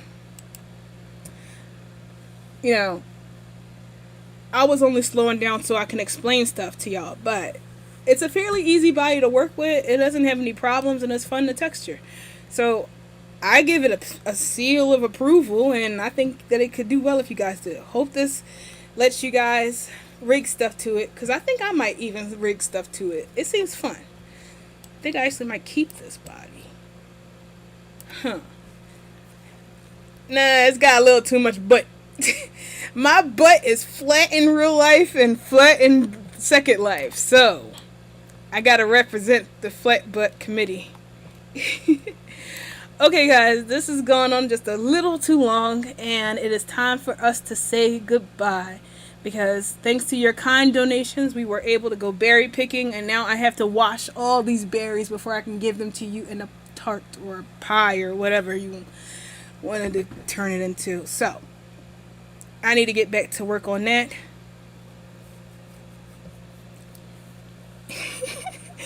The people will probably laugh if you ask them that. Everybody wants a deformer to make their butt bigger. I want a deformer to make my butt smaller.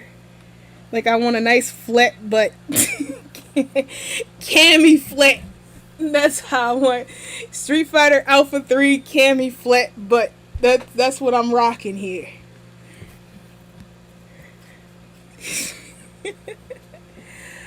Alright. It is hot. I am thirsty. I need to go rest. And, oh wow, it's only on 3 o'clock. Huh, neat. Lots of things. Alright, so see you guys later. Thanks for hanging out with me for this long. And and I'll see you guys in our Discord if you haven't joined already. Remember, all of the downloads are there, and all of the downloads are in the description. And if you're in the Discord and you need some more programs, all of the stuff is there. However, it is just occurred to me that I have forgot something. And it would be wrong for me not to show you. So, bonus round. You will... Let me drink some water before I start talking seriously.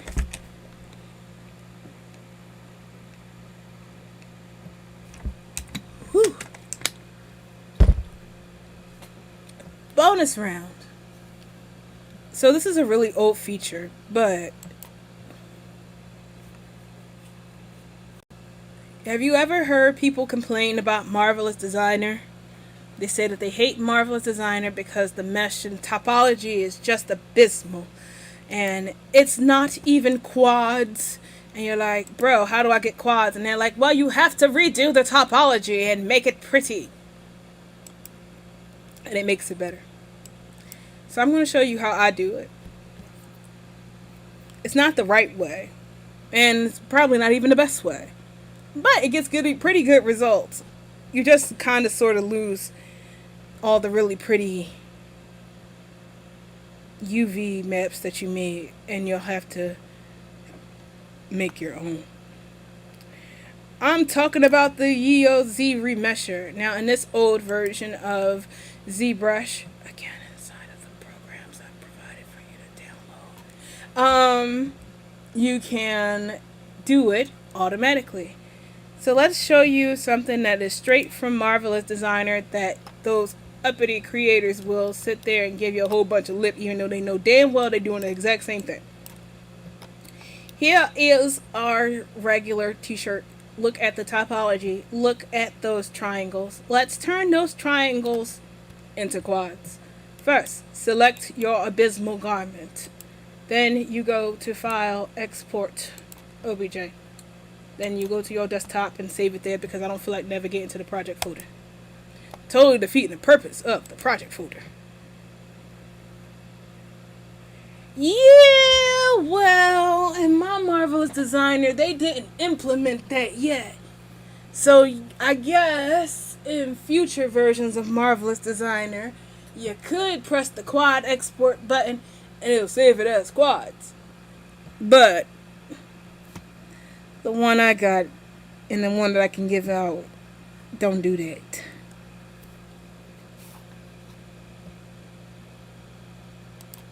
I don't get it.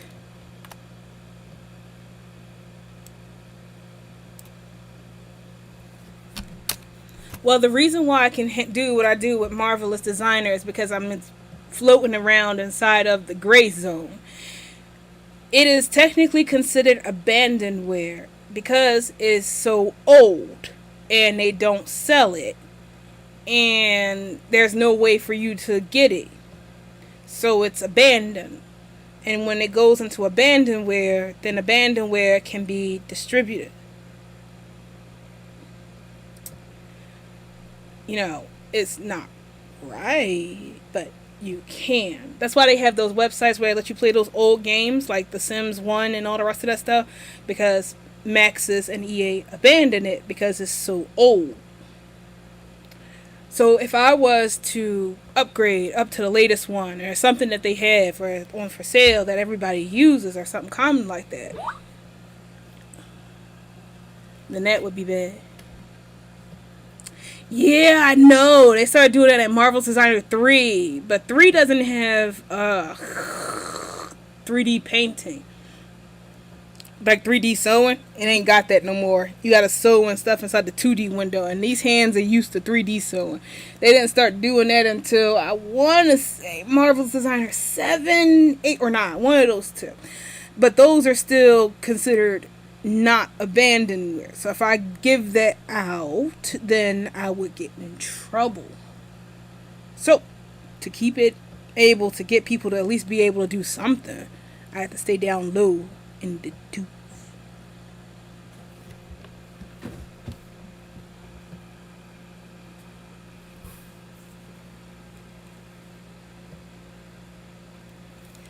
Well, so now I'm going to show you how to quad. So you import.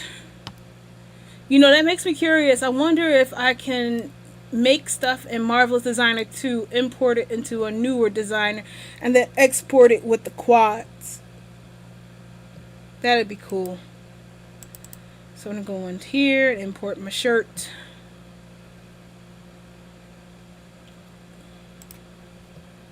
Put it in here. Hide. Go to... What did they say? You would put this here, then you go to poly groups, and then you push auto groups. Or auto groups with UVs, one of those two. I push both. I don't remember. Then I go to geometry, and then I go to ZRemesher, and then I freeze the groups, and then I use ZRemesher, and it turns it from this triangle mess to this square goodness.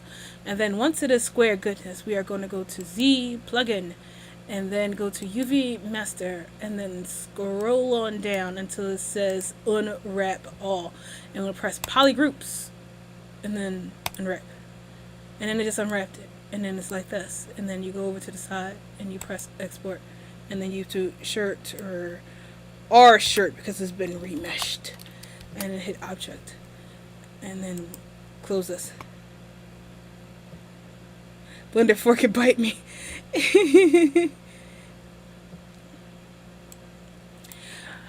But I keep want to say the problem with that is I have Windows 7, so I can't use any new Blender above Blender 2.9.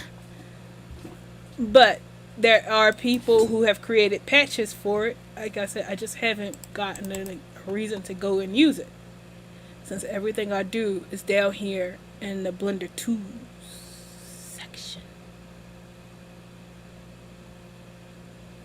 Okay, there is no texture on this, which is why it is pink. So I'm going to turn off the shading for texture things. So now we have quads. So now we have our quads. It's in here. Press join. Press A. Remove them doubles. So doing that gave us a brand new UV map. It's very similar to the one we had, but as you can see, it's totally different. So we would have to retexture this. So it's good to do this before you start doing your texture stuff. Then we press smooth, and then there you go. So now it's in quads. Also, it's unrigged, so we would have to go through the rigging process again. But yeah, that. So here's the difference. So I'm gonna take our shirt and put it here and find our garment, which was somewhere right here.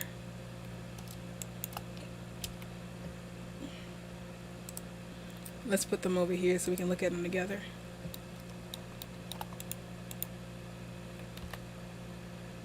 Okay, so here's our Straight from Marvelous Designer one, and it's full of triangles, and it has a try count of 5,139.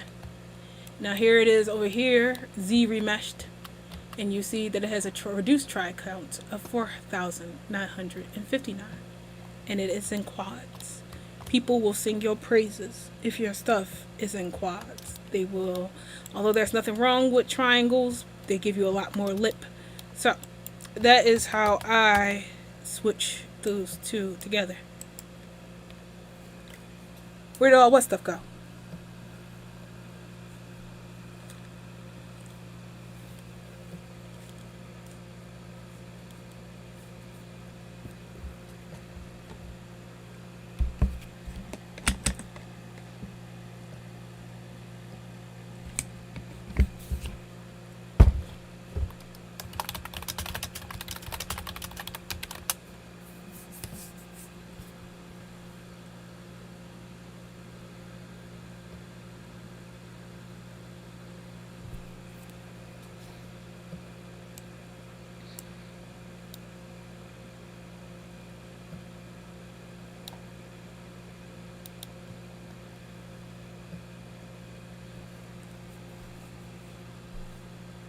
It's so quiet. Where'd it go?